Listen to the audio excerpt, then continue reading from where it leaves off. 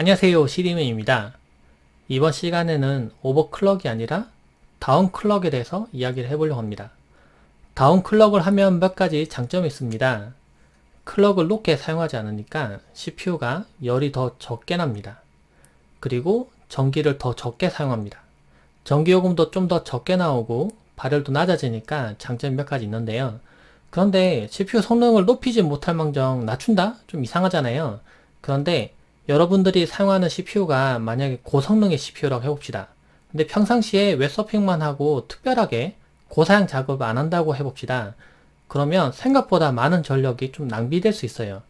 제가 원하는 수준은 이 정도인데 컴퓨터가 너무 높은 수준으로 동작하면서 전기를 더 많이 쓰고 있는 거죠.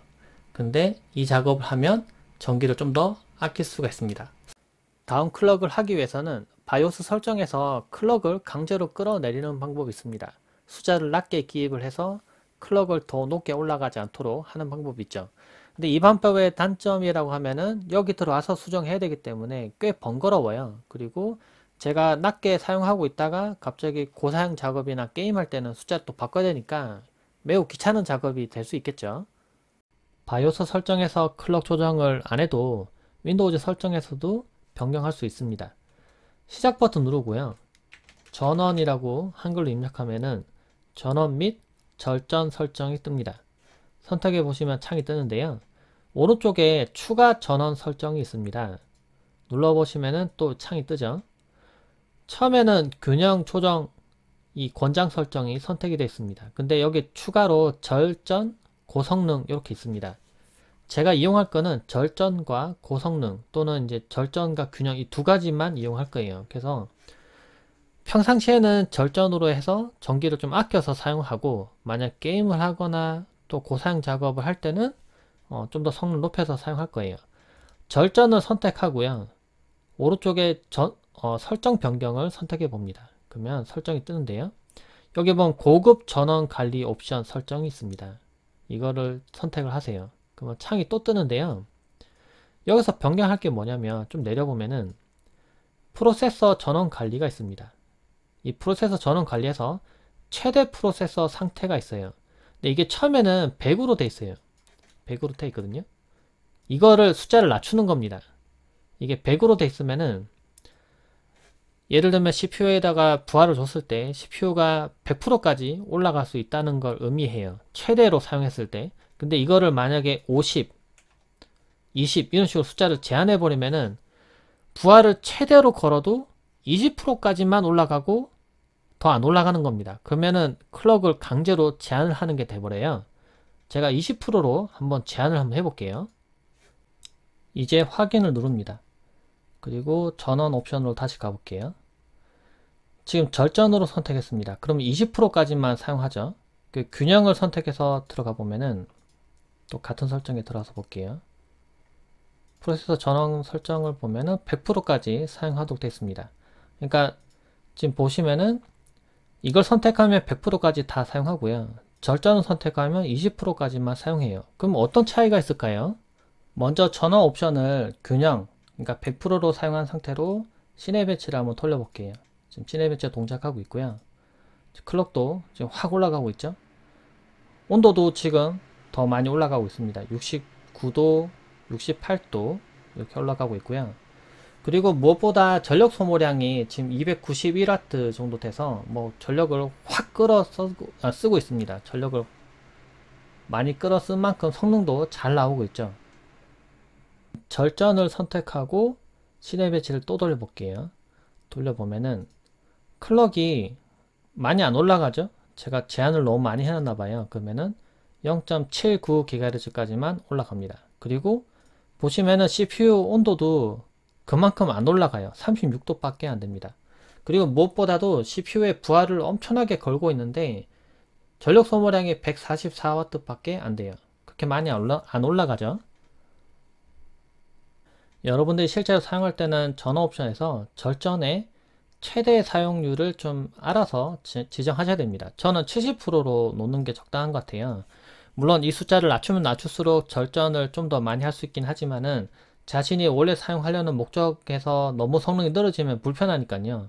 저는 70%로 제한해서 클럭을 좀 낮췄음에도 뭐 작업하는 거에서는 전혀 문제 없었어요. 웹서핑 할 때 속도도 무척 빨라서 금방 뜹니다.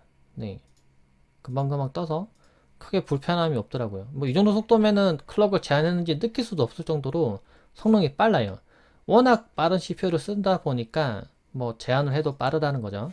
대신에 장점이라고 하면은 CPU가 사용하는 전력 소모량이 확 줄어들긴 합니다. 그래서 평상시에는 뭐 일반적인 웹서핑을 하거나 뭐 동영상 보기 하거나 이 정도만 사용했는데도 전력 소모량이 너무 높게 올라갔다가 떨어졌다 이런 널뛰기가 좀 보였다면은 이제는 클럭을 제한하고 나니까 아무래도 전력 소모량이 너무 높게는 올라가지 않고 좀 제한이 됐어요. 그만큼 전력이 세이브가 된다는 거죠. 그만큼 발열도 줄어들게 됩니다. 그런데 제가 지금 소개했던 이 팁은 노트북에서 여러분들이 이미 사용해 봤던 걸 수 있습니다.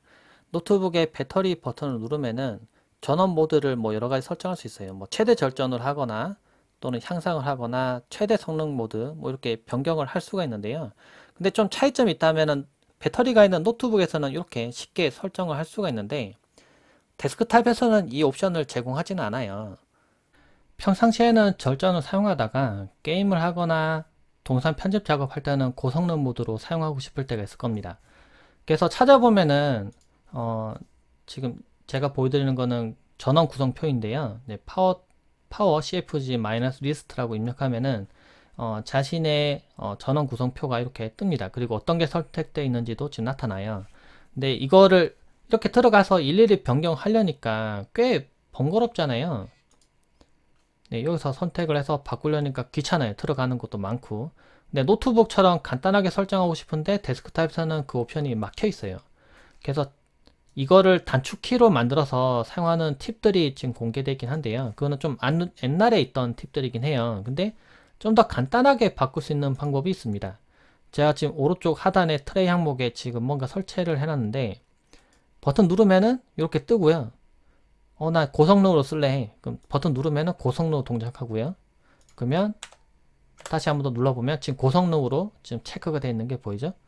나는 지금 또 절전할 거야. 전기 아낄 거야 하면은 버튼 눌러서 절전 선택하면은 다시 절전이 선택이 됩니다. 간단하죠? 근데 이거를 설치하는 방법도 간단해요.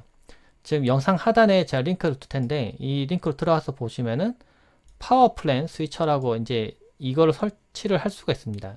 윈도우즈 10은 앱을 설치할 수 있잖아요. 그래서 앱을 설치하면은 이제 프로그램 형태로 트레이에 이렇게 아이콘이 생깁니다.